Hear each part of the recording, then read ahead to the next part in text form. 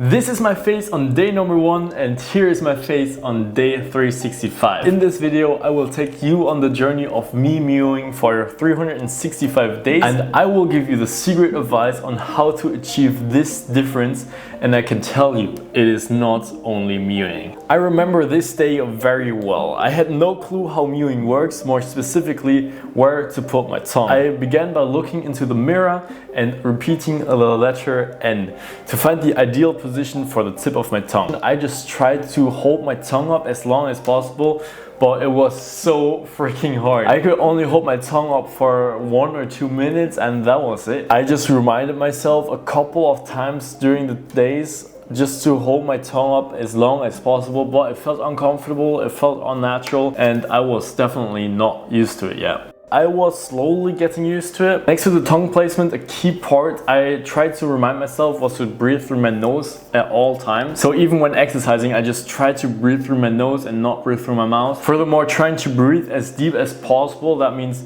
belly breathing and not chest breathing. This is also something Dr. Mew said. So these are the 2 things I tried over and over again to remind myself and throughout the days. One thing I definitely noticed was swallowing got a lot easier. So I used to just suck in everything from my mouth just using my throat muscles, but now I instead just use my tongue. So basically I just roll it back of my tongue. It is odd to explain, but if you have saliva in your mouth, you just basically move your tongue up to the top of your mouth and just let it roll back. So I'm starting to feel like I see some sort of difference, but not really much at all. At the time of recording, I actually weigh 87 kilograms, which is 191 pounds. And this is the part where my mindset changed completely. I used to just want to get big and strong, basically under the motto, eat big, get big. But when I still didn't see any big difference in my facial structures, my mindset completely changed and I didn't want to have a puffy face anymore. So I decided instead of being big and muscular, I'd rather be lean and skinny. I lost weight fast and the days went by and I started losing weight and seeing more results. For me, a lot, and I genuinely mean a lot, of fat was stored in my face and neck. By this time, mewing got much easier as well. I believe that I have achieved what Dr. Mew says is a suction hold. That means you basically don't have to push your tongue against your roof anymore. I'm not using my muscles anymore. It just basically stays there and is a natural position. I still have to remind myself a couple of times every day just to keep my tongue up. It definitely feels much more natural and it's crazy how much easier it is